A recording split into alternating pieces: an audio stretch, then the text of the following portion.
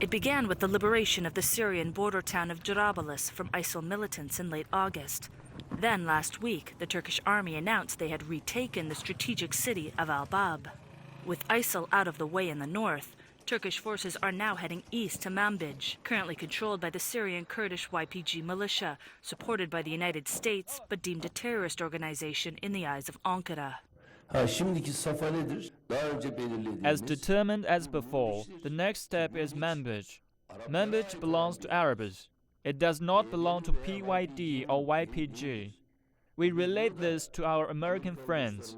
PYD and YPG must definitely move to the east of Euphrates. We told the Americans Kurdish militias must not stay there. Americans always reply, they have withdrawn, or they are withdrawing, but they haven't withdrawn yet. Pushing the YPG east of the Euphrates River is where Turkey's role was set to end, but Erdogan is now hinting at much more.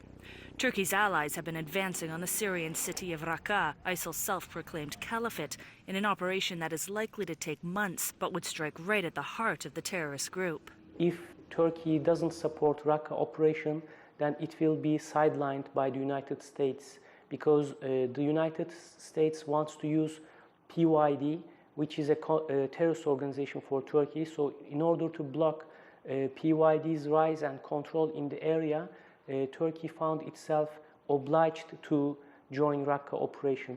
Ankara is very much seeing this as a test of its relations with Washington. Turkey is waiting for the Trump administration's strategy on Syria.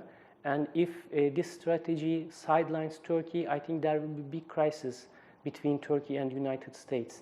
But if the US opens a space for Turkey in a Raqqa operation and tries to sideline PYD, then there is a chance of recovering of the relations.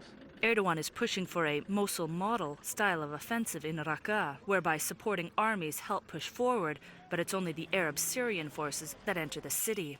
He argues this would protect ethnic sensitivities in the area and avoid a fight for power once the city is liberated. Turkey is also taking a more pragmatic role diplomatically, changing its tone in regards to the political future of Syria.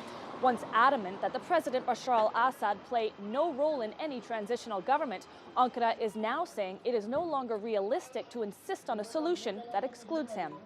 Turkey is also working with Assad's main backers, Russia and Iran, to strengthen a countrywide ceasefire and eventually set up a safe zone in the north of the country.